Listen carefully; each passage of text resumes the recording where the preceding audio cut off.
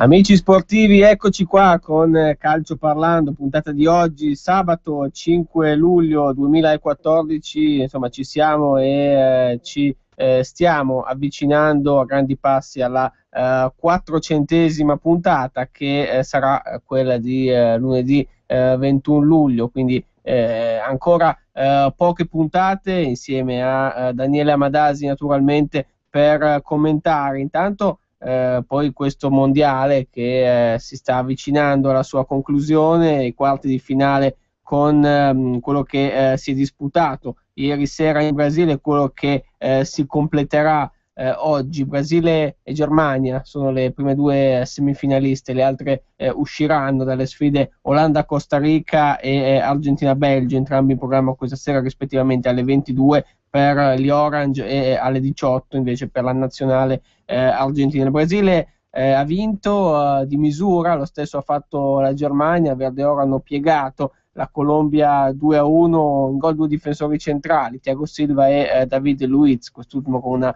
punizione bomba, certo inusuale se vogliamo per un difensore centrale, ma è stato un Brasile che si è nettamente ripreso perché la Colombia poteva rappresentare un avversario notevole di grande spessore e con un congruo rischio di eliminazione per la squadra padrona di casa. Nulla è servito il calcio di rigore conclusivo con cui la Colombia ha accorciato le distanze. James Rodriguez, sempre lui grande protagonista, ma questa volta inutile il suo rigore che ha spiazzato Julio Cesar, mentre la Germania grazie a Hummels al quarto d'ora del primo tempo ha piegato per 1-0 alla Francia. Germania insomma c'è sempre un abitué della semifinale, per cui questo è parte del quadro che si sta dipingendo, come detto si completerà questa sera. Intanto benvenuto naturalmente a Daniele Amadasi. Ciao Daniele. Ciao Adriano, a te e a tutti i nostri ascoltatori, puntata numero 395, quindi hai ricordato bene, siamo quasi al countdown verso la 400esima puntata, che direi che è un numero importantissimo, soprattutto per una trasmissione sportiva all'interno di Radio Padania, per cui penso che è un traguardo a cui lentamente riusciremo ad arriveremo a pochi giorni, direi, dopo la definizione di questi mondiali che, come hai detto giustamente bene te ieri, hanno già dato i nomi delle due prime semifinaliste, il Brasile e la Germania, quindi fuori la Francia, una diciamo delle due formazioni cosiddette raccomandate che magari a livello politico poteva avere qualche aiuto arbitrale. Uno, l'abbiamo detto, il Brasile sta andando avanti direi anche meritatamente, poi devo dire che la Germania ieri è riuscita a superare la Francia 1-0 a rete di Hummels, per cui abbiamo già definito i primi due semifinaliste. Questa sera vedremo se le altre due saranno proprio Argentina e Olanda, considerando i favori dei pronostici che hanno l'Albiceleste e poi gli Orange. La replica di quello che è stata la finale di Corea e Giappone 2002, ovvero Brasile e Germania in finale. In quell'occasione la squadra verde oro vinse 2-0, doppietta di Ronaldo. Qui invece sarà semifinale, sarà con la squadra padrona di casa, appunto quella di Scolari, a partire ovviamente con quel filo di pressione maggiore, quella che l'ha accompagnata anche in gare che potevano considerarsi trappole vere contro Cile e Colombia, scollinate in qualche modo, soprattutto quella degli ottavi una settimana fa, i calci di rigore contro il Cile grazie a Julio Cesar. Proprio qui è un po' insomma la chiave di lettura. Il Brasile per paradosso contro il Cile negli ottavi ha vinto grazie ai miracoli del portiere Julio Cesar durante i 120 minuti nei calci di rigore. Poi soprattutto ieri ha avuto ragione della Colombia grazie a due difensori, peraltro i due andati in gol, Thiago Silva e poi David Luiz. Brasile che è accompagnato nel suo percorso verso la semifinale dalla bruttissima notizia legata a Neymar, perché il giocatore del Barcellona ha concluso anzitempo il proprio mondiale. L'intervento falloso di Zuniga le ha compromesso la possibilità di andare avanti. Quantomeno Brasile giocherà due partite, ecco, di sicuro, semifinale contro la Germania, poi la finale, che sia sabato 12 quella per il terzo e quarto posto, che sia la finalissima, quella più importante, domenica prossima a Rio de Janeiro, non si sa, però due partite comunque il Brasile le dovrà giocare. Ieri appunto piegata la resistenza di una Colombia che ha fatto un signor mondiale, però ieri è venuta meno in alcuni dei suoi uomini migliori, ecco, sicuramente come Cuadrado.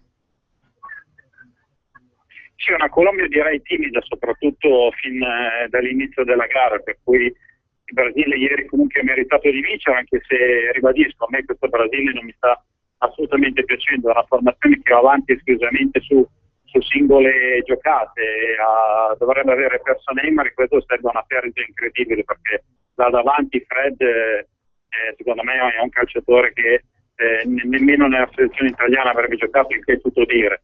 È una formazione brasiliana che andrà a perdere Thiago Silva, perché ieri si è fatto munire, era diffidato, per cui andrà a perdere un difensore centrale. Per fortuna, diciamo così, che ieri l'arbitro il rigore contro il Brasile non è andato a espellere Julio César, se no la formazione brasiliana si sarebbe trovata in semifinale probabilmente senza tre pedine fondamentali. Vedremo che cosa succederà. È un Brasile che comunque sta giocando forse meno da Brasile, gioca quasi più da europeo, perché il centrocampo, passatemi il termine poco giornalistico, è una formazione che randella tantissimo.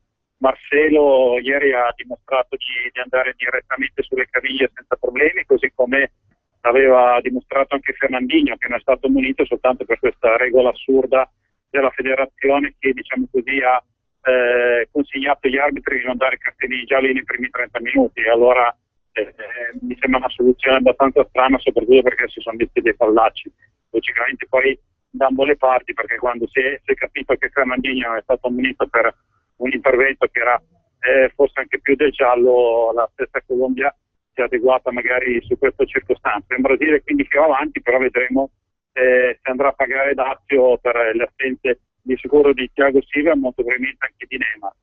Un Brasile che affronterà una Germania che non sbaglia mai gara, non sbaglia mai appuntamento e non fallisce l'obiettivo. L'obiettivo minimo dei tedeschi è arrivare in semifinale, e per la quarta volta di fila ci sono riusciti. Una Germania che ieri ha cambiato molti dei propri 11 giocatori, però diciamo che è riuscita a superare quasi senza problemi la Francia, ha rischiato anche, probabilmente poteva anche magari vincere con qualche gol di più. La Francia negli ultimi minuti con Benzema è andata vicino al pareggio, però si è fermata lì.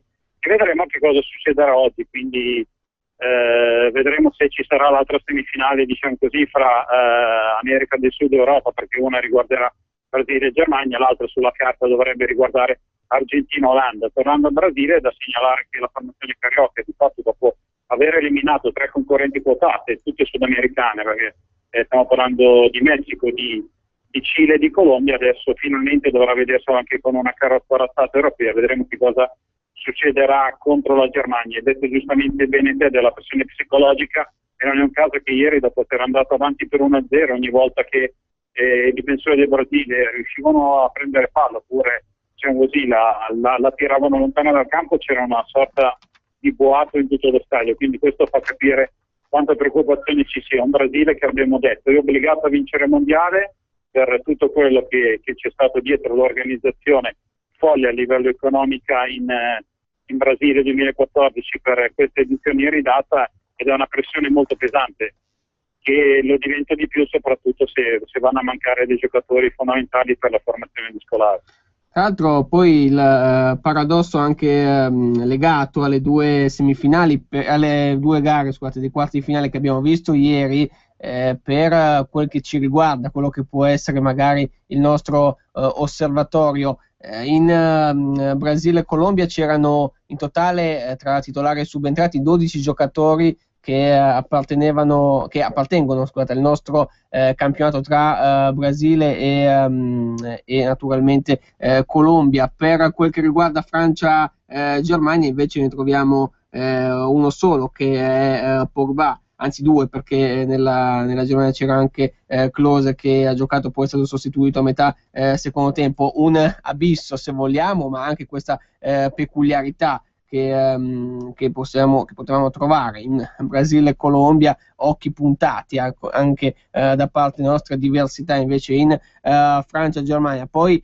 il secondo tempo appunto di ieri, come ricordavamo, in Brasile e Colombia si è snodato anche attorno a quel giallo preso appunto da Thiago Silva, che lo ha rischiato qualche minuto prima, perdonato dall'arbitro, poi non ha potuto fare a meno il direttore di gara di ammonire Thiago Silva, che è andato a disturbare il portiere avversario in fase di rinvio, ma una mossa evidentemente per guadagnare tempo. Peccato per lui che gli impedirà di giocare appunto la semifinale contro la Germania, perché quella di ieri era l'ultima partita in cui contavano ancora le ammonizioni dei gironi. Poi si dovranno azzerare e non ci sarà più il pericolo della diffida. L'espulsione di Julio César, qualora fosse stata accordata, avrebbe tra l'altro, oltre che impedito a Julio César di giocare ai quarti, anche fatto passare così un brutto quarto d'ora al Brasile, perché mancavano 11 minuti quando la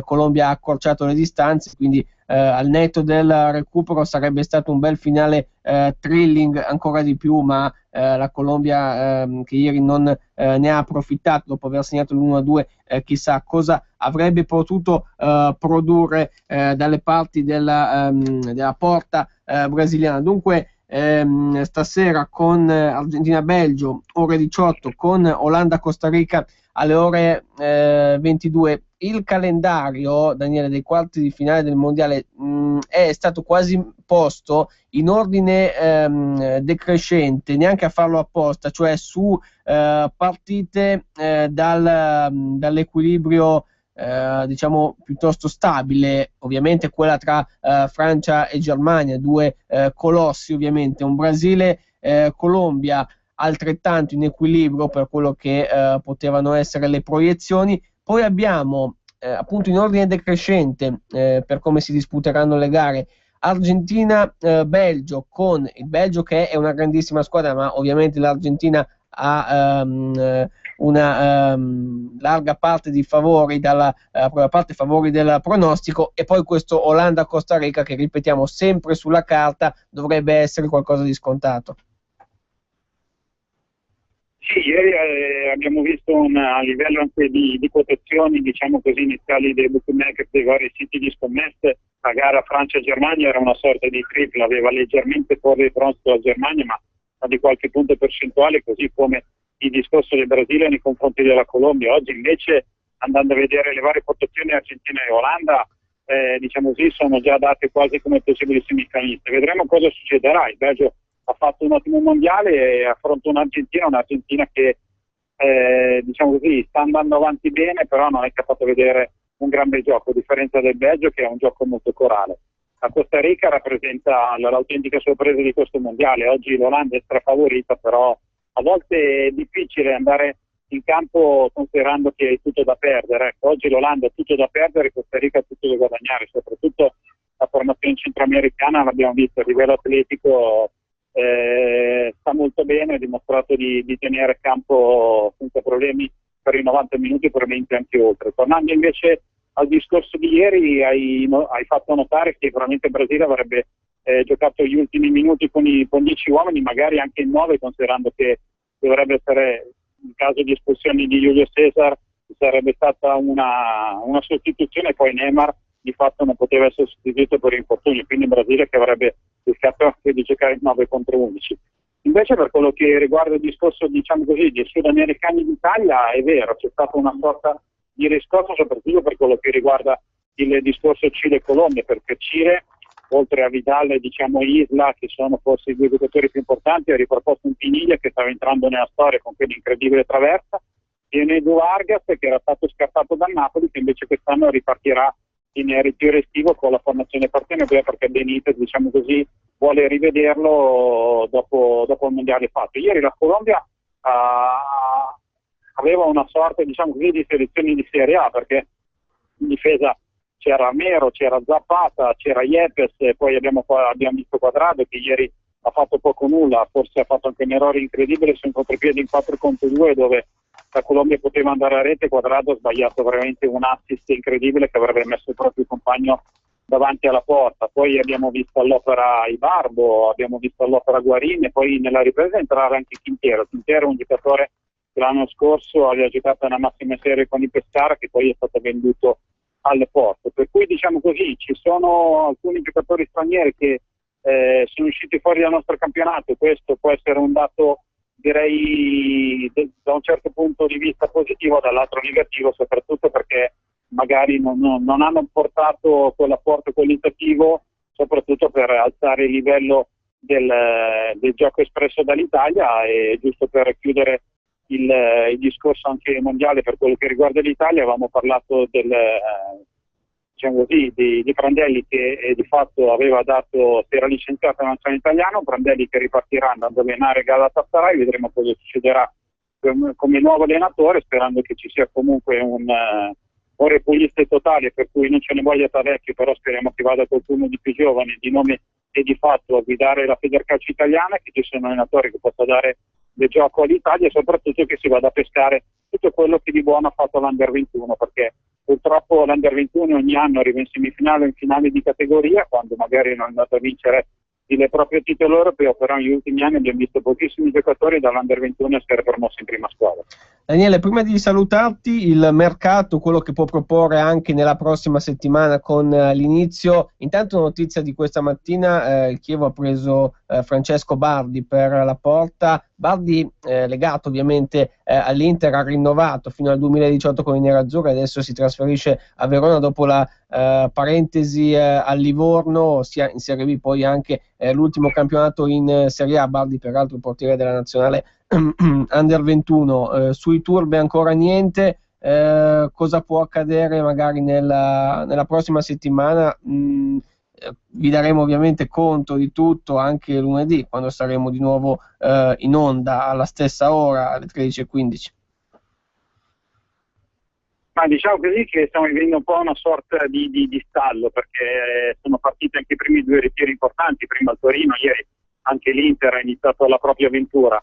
Ed è un discorso mercato che per adesso è fermo un po' all'eventuale a fare i turbe. Onella Verona, che l'abbiamo detto, ha rispettato il giocatore per 15 milioni di euro, deve rientrare subito di questo investimento, perché diciamo così che Verona non è che ha potenzialità economiche elevate, tranne che vuole rientrare, avendolo ricomprato a giugno a 15 milioni di euro e adesso vendendolo a 30 milioni di euro. Assurdo, non puoi in un mese di turbe passare da 15 a 20, da 15 a 30, può passare da 15 a 20 considerando, diciamo così, un premio che viene riconosciuto al Verona per aver lanciato questo giocatore. E di fatto la quotazione di 20 milioni di euro, quella che Juventus e Milan stanno trattando, però c'è una bella differenza. Direi che secondo me questo potrebbe essere il primo colpo che dà là, perché la Juventus in questo momento ha venduto Vucinic, ha fatto poi dei scambi minori.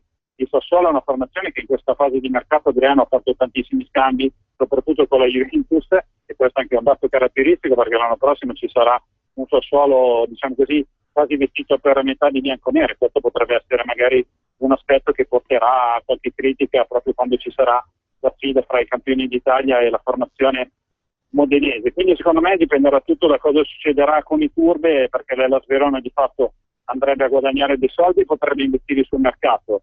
La Juventus o il Milan in questo caso farebbero lo stesso, perché il Milan di fatto, se andasse ad acquistare i turbe il giorno dopo, andrebbe a vendere Balotelli, anche se l'uscita di Berlusconi di fatto ha deprezzato ulteriormente il valore economico dell'attaccante rossonero. Viceversa, da Juventus, nel caso non riuscisse a comprare i turbe, andrebbe direttamente su Sanchez. Per cui questo è un po' il discorso di mercato. Le altre formazioni per adesso stanno un po' al palo. L'Inter sta pensando alla via del ritiro, cercando poi di portare a casa magari qualche giocatore come Vilà, vedremo se riuscirà a farlo.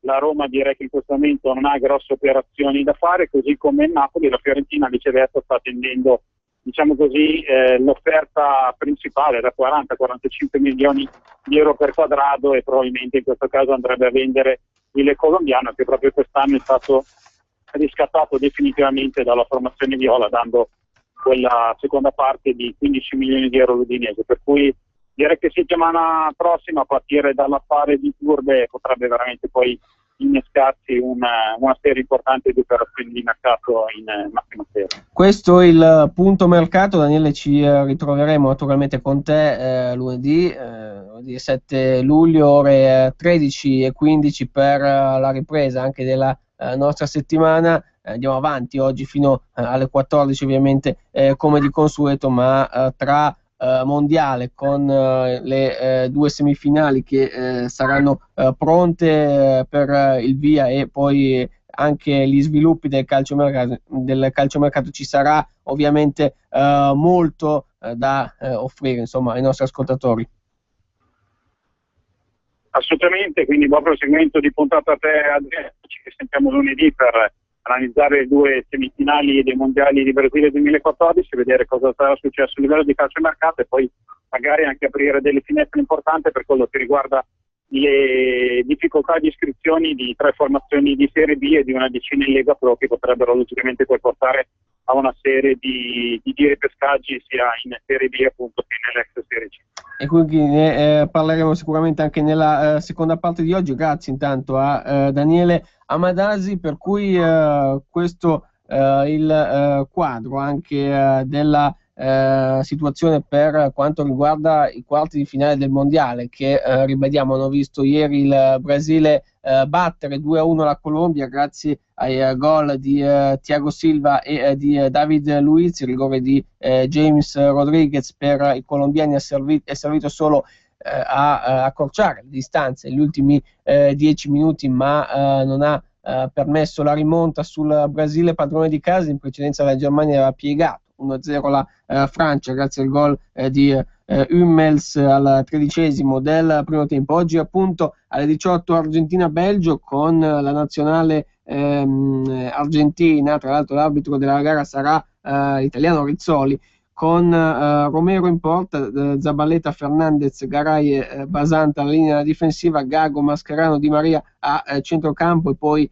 Higuain, Messi e Lavezzi davanti. Questo tridente magnifico per quello che ha fatto vedere, per quello che è sicuramente il potenziale. Variegata anche la lista degli interpreti per la nazionale argentina. Belgio che risponderà con un 4-3-3 davanti De Bruyne, Origi e Hazard. Dunque Lukaku che parte dalla panchina, lui che ha fatto benissimo anche nella gara contro gli Stati Uniti nei tempi supplementari, è andato in gol, ha chiuso il discorso momentaneamente, perché poi sarebbe arrivato l'1-2 da parte della nazionale statunitense. L'Olanda contro il Costa Rica si gioca invece alle ore 22, 5-3-2 per la squadra degli Orange, Blind, Schneider, Wijnaldum a centrocampo con Van Persie e Arjen Robben là davanti.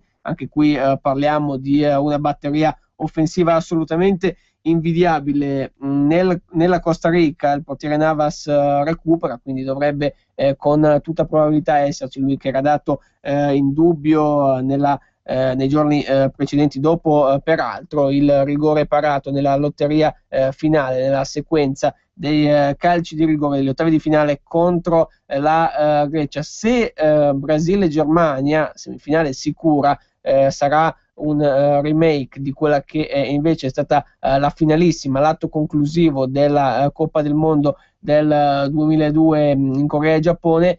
Quella invece più probabile, cioè l'altra semifinale, e vedremo se sarà così e sarà rispettato il pronostico, cioè Olanda-Argentina, sarebbe invece un ulteriore remake invece della finale del 78. Argentina padrona di casa e nei tempi supplementari riuscì a battere l'Olanda 3-1. Il finale, parliamo del mondiale di 36 anni fa, appunto Argentina 78, con la vittoria degli argentini padroni di casa. Quindi anche questo risvolto storico. L'Olanda che peraltro ha perso 3 finali in quell'occasione, al di là dell'ultima contro la Spagna nel 2010, Sudafrica 2010 appunto, in quegli anni 70 l'Olanda arrivò 2 volte in finale perdendo consecutivamente, nel 74 contro la Germania Ovest, nel 78 appunto, come abbiamo ricordato,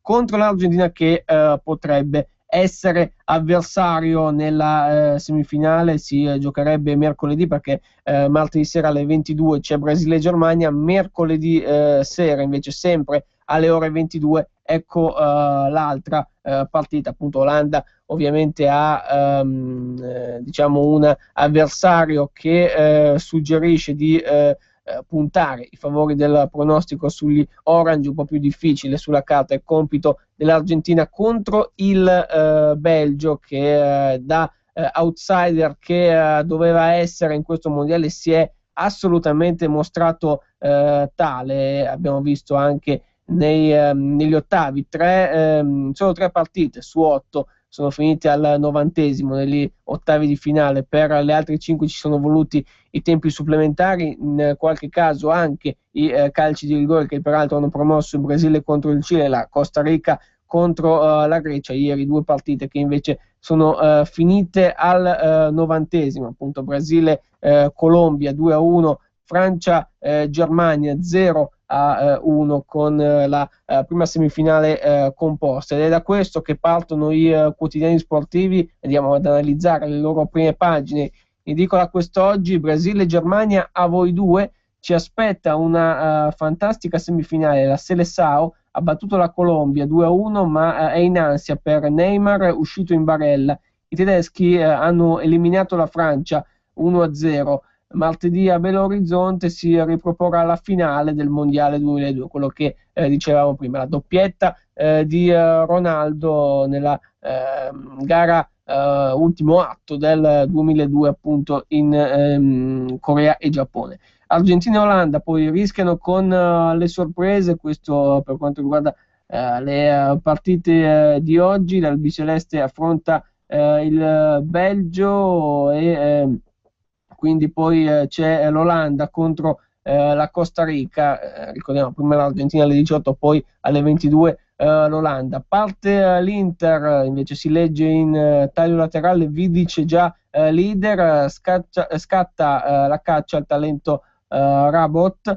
Ieri la presentazione del nuovo acquisto interista, ricordiamo ex Manchester United, soprattutto anche a partenza della nuova stagione. L'Inter candiderà come l'anno scorso il ritiro a Pinzolo. Juve Evra si chiude, la Roma su Pereira, poi Napoli scelto Miku come vice Higuain, e poi le parole di Arrigo Sacchi: troppi stranieri, i giovani tenuti ai box. Questa l'ampia pagina calcistica sul prima della Gazzetta dello Sport. Andiamo al Corriere dello Sport. Il calcio malato, nasce il fronte Notav, da Agnelli a Della Valle, si compatta il gruppo alternativo a Tavecchio per la presidenza FIGC, si punta su Albertini.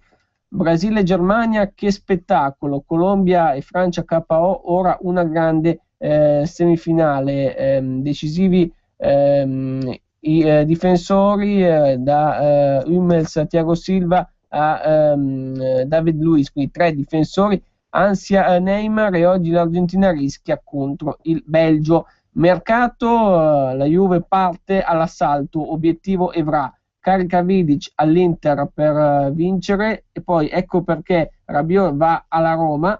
Barcellona, preso Suarez per 79 milioni, quindi ricordiamo il mondiale di Suarez dell'Uruguay è finito, come sappiamo quello ormai ex giocatore del Liverpool, ma ovviamente è finito anche quello dell'Uruguay, eliminato nella gara degli ottavi di finale dalla Colombia. Tutto Sport, Iturbe va Juve, inchiesta tra gli operatori di mercato, così gli esperti: costa tanto ma è un giocatore fortissimo. Intervista alla signora Rabiot: mio figlio è bianconero, si può. Commozione per la morte di Giorgio Faletti, tifoso juventino, ricordiamo avvenuta ieri. Quagliarella dice sì al Toro, trovato l'accordo, ora parte l'assalto finale dei Granata alla Juve, e anche qui un intreccio di mercato che poi magari andremo ad approfondire. Festa Germania con Hummels, Rabia, Pogba, gol del Brasile dei difensori, adios Colombia.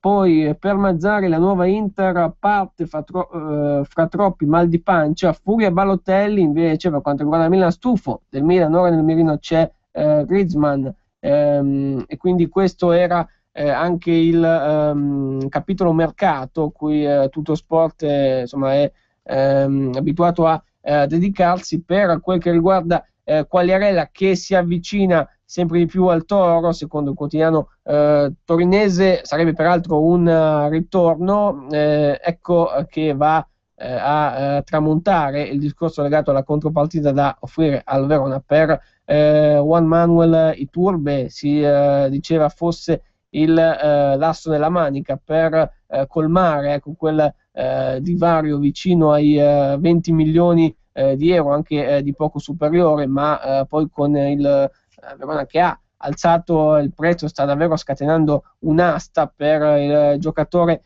argentino che infiamma naturalmente il mercato di queste settimane con la risoluzione del trasferimento di Iturbe, che insomma sembrava sempre più vicino alla Juventus. Probabilmente sarà così anche il finale di questa storia, ma bisognerà attendere, bisognerà pazientare ancora. Intanto ricordiamo i numeri per intervenire in diretta con noi: 02 6620 3529 per quel che riguarda gli sms, invece 346 6427 756. Saremo in onda con voi fino alle 14. Questa, ricordiamo, è Calcio Parlando, puntata numero 395. Siamo partiti insomma nel 2010, ormai 4 anni fa. Era peraltro un post mondiale. Adesso che siamo nel pieno di Brasile 2014, torniamo anche un attimo indietro, se vogliamo, con la memoria. Ricordiamo lunedì 21 luglio, puntata 400esima, quindi il traguardo, la cifra tonda anche per noi da segnare, da ricordarci bene.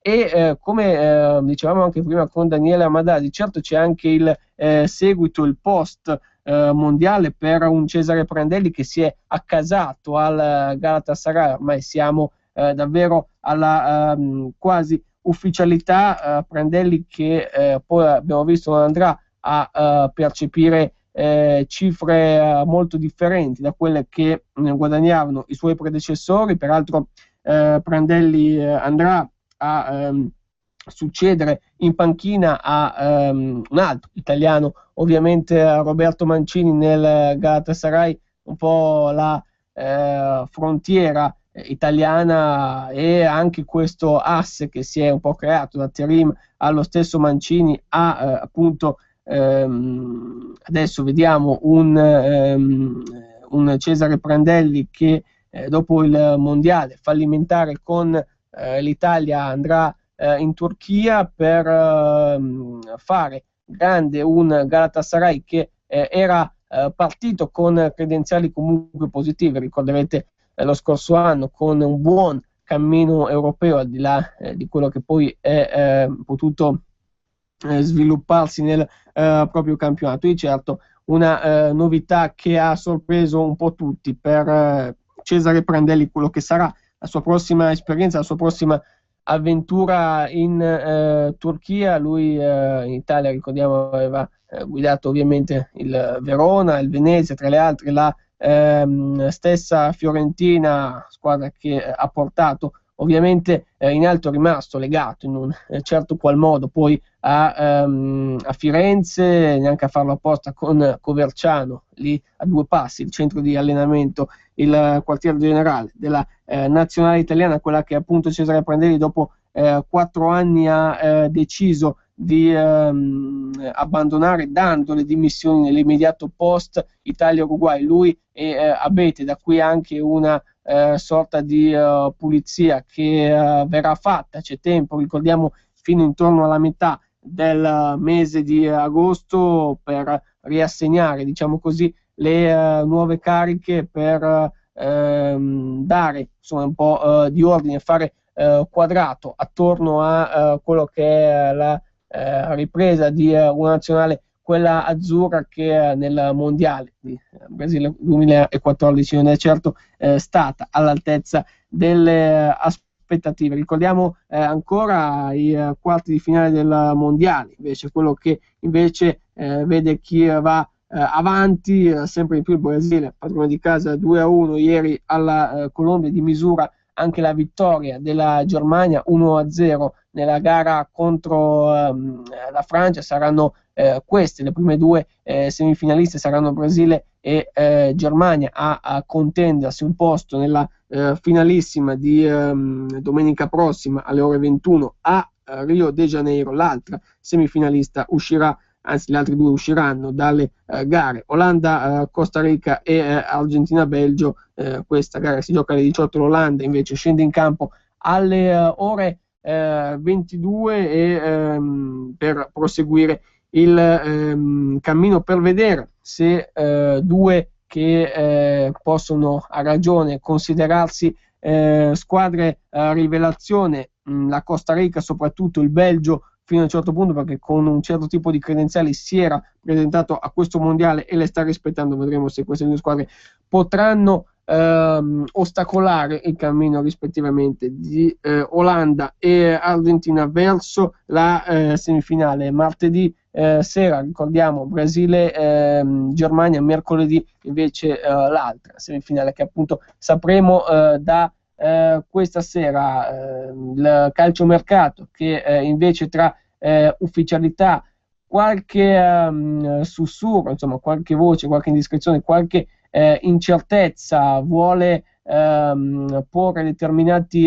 paletti, ci sono le parole dell'amministratore delegato del Parma, Pietro Leonardi, che è stato avvicinato alla Sampdoria nelle ultime ore, negli ultimi giorni. Un Parma che, ricordiamo, ha appena ceduto Marco Parolo alla Lazio, uno dei giocatori reduci dall'esperienza con la nazionale azzurra in Brasile. È arrivata la smentita di Leonardi, che rimane a Parma, e ho un rispetto per la proprietà e per tutte le persone che lavorano per il Parma. Ho già detto che non lascio il Parma, ma lo ribadisco anche per il legame con questa società e con la città e la sua gente. Non ho mai pensato di andarmene e soprattutto non mi verrebbe mai in mente di farlo in un momento come questo. Io resto a Parma, questo si legge sulle colonne del sito ufficiale della società gialloblu, peraltro devastata, se vogliamo usare questo termine un po' forte, dagli ultimi avvenimenti, la mancata accettazione della sua domanda per un posto in Europa dopo che l'ha conquistato sul campo con il sesto posto. L'ultima giornata di campionato, le dimissioni del presidente Ghirardi, quello che certamente è qualcosa di molto simile a una rivoluzione. Intanto la smentita sulla possibilità che Leonardi lasci il Parma per andare alla Sampdoria arriva dal diretto interessato. Parlavamo di una sorta di repulisti che va fatto in federazione sotto molti aspetti. Quello che poi diciamo periodicamente avviene nel periodo estivo, invece, per quel che riguarda i nostri campionati, cui coinvolta per fortuna non la Serie A, non si arriva a questo, ma in Serie B e poi soprattutto in Lega Pro. Insomma, nulla di nuovo poi sotto il sole. Molte società, molte squadre non in grado di presentare una domanda di iscrizione, e in Lega Pro ricordiamo che la procedura è certamente quella di un passaggio obbligato con questa fideiussione da 600.000 euro. In Serie B abbiamo realtà anche parecchio pericolanti, quelle vicine, diciamo quelle di Varese e di Brescia, che con una stagione imminente, una stagione che sta per cominciare, si trovano un po' con l'acqua alla gola. Intanto andiamo a salutare Matteo Fumagalli, che dalle colonne di Calcio Parlando segue anche le vicende della Lega Pro. Per noi intanto ciao Matteo, buon pomeriggio. Ciao Adriano, buon pomeriggio a tutti. Allora andiamo con ordine partendo dalla Serie B. Intanto un mese fa, anche qualcosa di meno, abbiamo visto questo play-out tra Varese e Novara. Ha condannato la squadra piemontese, ha salvato il Varese invece anche grazie a Pavoletti, ma il Varese per il Varese può quasi essere nulla quella doppia partita, quella volata finale per garantirsi la salvezza. Varese è assolutamente in crisi a livello societario, ma lo stesso, se vogliamo, anche peggiore è la situazione che attraversa il Brescia. Rischiamo di non vedere più queste due squadre in Serie B il prossimo anno. Ma guarda, per quanto concerne il play-out, può essere definito a questo punto il play-out della farsa, perché se il Varese non dovesse riuscire a iscriversi, chi c'è nato di mezzo è soltanto il Novara, purtroppo, che ha i conti a posto e dovrà ripartire dalla Lega Pro a meno di pescaggi dell'ultimo minuto. Ho sentito ieri parlare Gigi Manfredi, sembra che il Brescia possa riuscire nella giornata di mercoledì a risolvere tutto quanto col passaggio di proprietà. Sta di fatto che ogni estate non è possibile che il calcio italiano si trovi ad affrontare queste situazioni, e curiosamente poi le società che si trovano coinvolte sono sempre o le nobili decadute o squadre che hanno fatto il passo più lungo della gamba. Il Varese dal nulla si è trovato la Serie B in pochi anni, probabilmente avesse avuto una crescita più graduale, e non mi riferisco soltanto a Varese ma anche ad altre squadre, insomma avrebbe avuto modo di consolidare un po' l'asset societario, quindi anche i conti. Sulle grandi purtroppo non ci si può fare nulla, i tifosi hanno le loro pressioni, poi i presidenti comprano senza avere disponibilità economica, e quando le cose vanno male chi ci va di mezzo poi sono i giocatori, che spesso si ritrovano senza squadra. Sì, un vortice che coinvolge appunto Brescia e Varese. Si parlava di mancato ripescaggio per lo stesso Novara un mese fa, quando si era così intervenuti dai piani alti, ecco, per scongiurare, per assicurare la possibilità che non ci fosse un nuovo intervento, un nuovo ripescaggio nel campionato che sarà per cominciare 2014-2015. Il riferimento a quelle realtà, come ricordavi tu, legate alle grandi tradizioni. Andiamo però in Lega Pro, perché qui la situazione è ovviamente più seria. Si tratta di uno step, quello di presentazione della domanda, che è stato portato avanti, portato a compimento da tutte le società aventi diritto in Lega Pro. Adesso il problema è legato alla copertura della fideiussione, 600.000 euro, e ci sono società alle prese con situazioni differenti. Il Mantova sta passando di proprietà, non è ancora ufficiale, lo ha fatto il Pavia proprio nella serata di giovedì, e poi anche realtà come quella della Pro Patria, ancora in fase di definizione, quella drammatica se vogliamo dal punto di vista sportivo, che invece sta attraversando il Padova, un'altra squadra che invece è retrocessa lo scorso anno dalla B. Sì, allora le 59 squadre che dovevano presentare la domanda di iscrizione l'hanno fatte tutte. Come hai detto tu, però ci sono 9 squadre che hanno dei problemi finanziari. Tu hai definito una situazione seria, io ti dico che la situazione è ridicola, perché tutti questi step, prima presenta la domanda, poi presenta fideiussione, poi hai tempo ancora, troppi controricorsi possibili. Deve esserci una data, se entro quella data tu non hai le garanzie, che siano di stadio, che siano di fideiussione, che siano di organico, di tutto quello che vuoi, la società non può presentarsi al via. Questo perché te lo dico? Perché sto vedendo che alcune squadre che non hanno presentato la fideiussione stanno facendo delle campagne acquisti faraoniche, quasi da Serie A, prendendo giocatori che poi a fine campionato ti regalano 15-20 in più rispetto a quelle squadre che comprano in base alla loro disponibilità economica. È inutile poi che il signor Macalli a giugno tiri via 3 o 4 punti a queste squadre. Se tu compri giocatori che ti regalano 20 punti in più in classifica e non hai le coperture bancarie, 3 o 4 punti sono disposti tutti a perdere, ma intanto il campionato tu l'hai vinto, quindi all'inizio del campionato tu devi presentare le garanzie bancarie previste, se non ce li hai non c'è nessun secondo step del 15 luglio, del 18 luglio, chi ce li ha parte dal campionato, chi non ce li ha mi dispiace ripartirà dalla Serie D o dalle eccellenze, perché altrimenti ogni anno siamo sempre al punto di partenza. Diciamo, quello che è stato la rivoluzione in Lega Pro, ecco, Macalli con poi la Lega Pro unica, che ricordiamo, abbattimento di prima e seconda divisione, porterà, e lo dicevamo anche nelle scorse settimane, alla novità che potrebbe voler dire girone verticale, ecco, non più una distribuzione geografica, anche se vogliamo più immediata, quella che di fatto è stata negli ultimi anni. Questa può essere la nuova soluzione. Guarda, anche qui ti dico, situazione ridicola, perché Macalli dice una cosa e il suo vice, se così vogliamo chiamarlo, Ghirelli, dice il contrario. A me sembra incredibile che in uno Stato come l'Italia, che abbia una crisi economica sotto gli occhi di tutti, si cerchi di dividere i gironi in maniera verticale, quindi rischiando di avere una squadra a Val d'Aosta che debba fare trasferte in Sicilia e in Calabria. Io sinceramente non riesco a capire il motivo, ma innanzitutto per problemi economici, sono delle spese che le società potrebbero investire in giovani, nel vivaio, nell'adeguare le proprie strutture.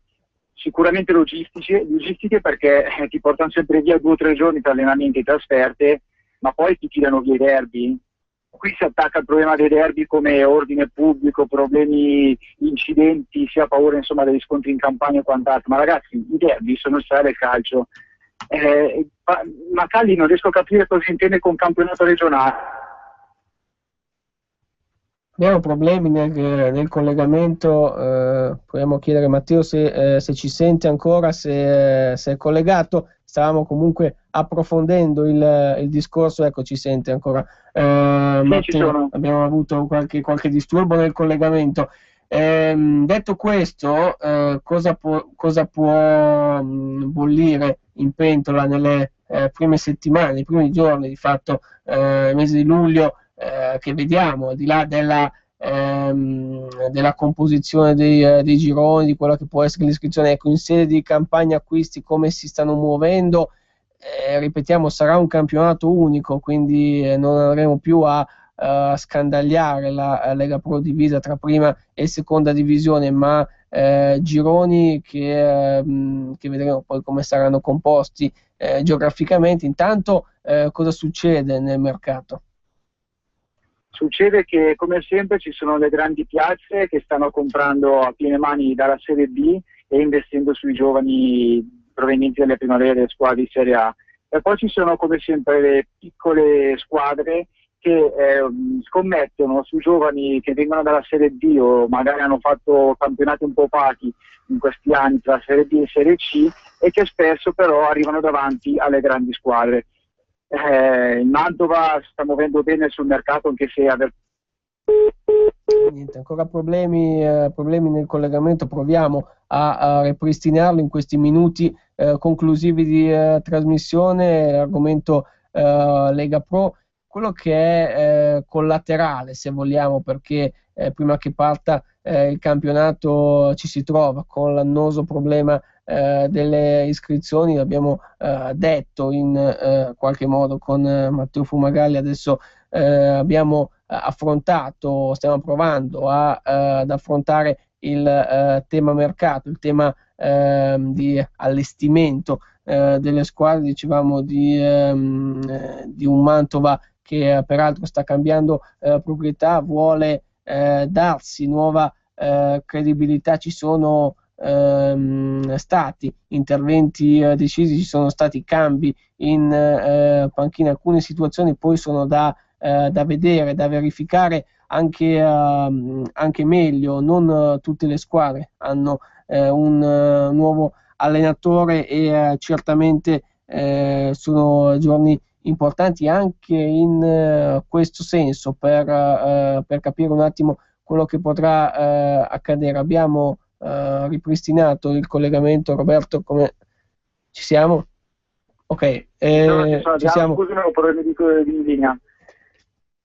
Sì, allora diciamo delle panchine perché poi squadre come il Venezia non hanno ancora confermato l'allenatore, si parla ovviamente della conferma di Dal Canto, in questo caso parliamo di conferme o nuove soluzioni come può essere appunto per il Venezia quella di Michele Serena, squadre come la Cremonese che ogni anno partono favorite, partono con grandi credenziali, poi succede che in alcuni casi si fa un buco nell'acqua. Cosa ci si può aspettare da il mercato, quello che sta sviluppando per il momento? È un mercato comunque all'insegna del risparmio, perché i movimenti si faranno soltanto in maniera gratuita. Spero con tutto il cuore che i giovani che vengono presi dalle grandi squadre diventino poi un domani titolari in queste squadre, non soltanto una merce di scambio. Vedo delle squadre come Monza e Spal su tutte che stanno facendo campagne acquiste faraoniche, ma logicamente se hanno disponibilità economica e l'hanno dimostrato fanno benissimo.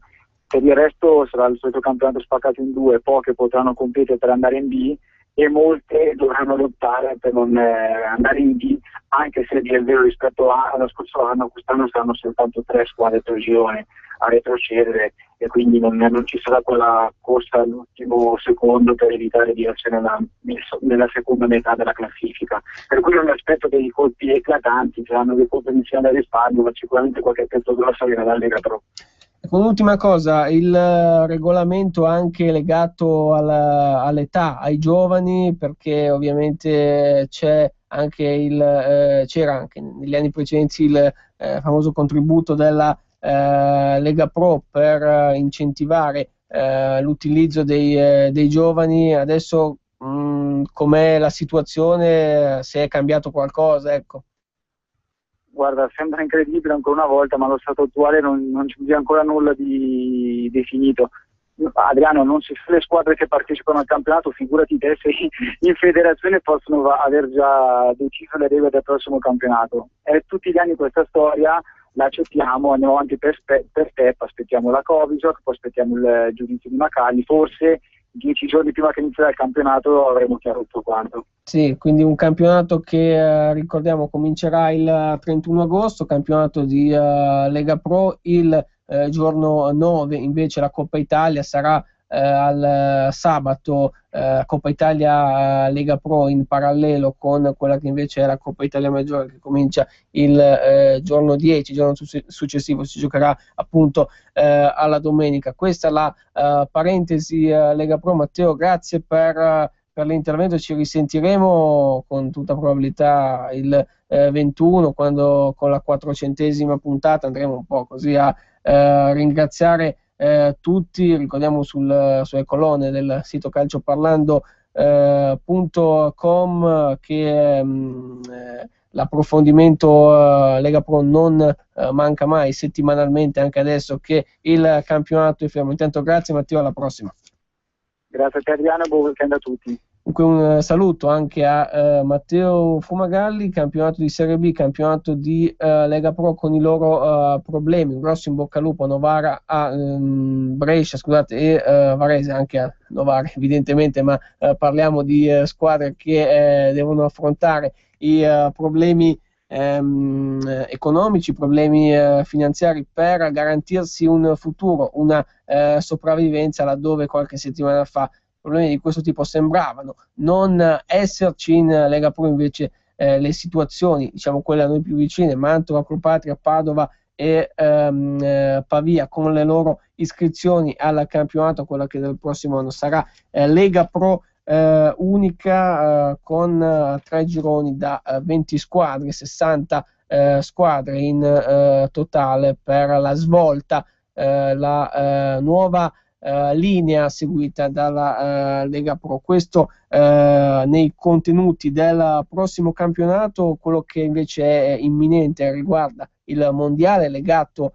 ai quarti di finale questa sera, con Olanda-Costa Rica, con Argentina-Belgio. Ieri il Brasile ha battuto la Colombia 2-1, per 1-0 invece la vittoria della Germania sulla Francia. Martedì sera la prima semifinale, che sarà appunto Brasile e Germania ore 22 a Belo Horizonte, in quel di San Paolo invece mercoledì sera sempre alle 22 le due vincenti di Olanda-Costa Rica e Argentina-Belgio ad affrontarsi. Intanto siamo arrivati alla conclusione, era la puntata 395 di Calcio Parlando. Torneremo lunedì ore 13:15 in onda con voi sulle frequenze di Radio Padania. Rimanete all'ascolto naturalmente, grazie alla regia con Roberto Colombo. Un caro saluto a tutti voi e grazie per l'attenzione da Adriano Ancona. Avete ascoltato Calcio Parlando. Dal 3 al 20 luglio a Treviglio. Vi aspettiamo per l'8ª festa della Lega Nord in Viale Merisio, area ex Foro Boario. Tutte le sere potrete gustare le specialità della nostra cucina. Intrattenimento,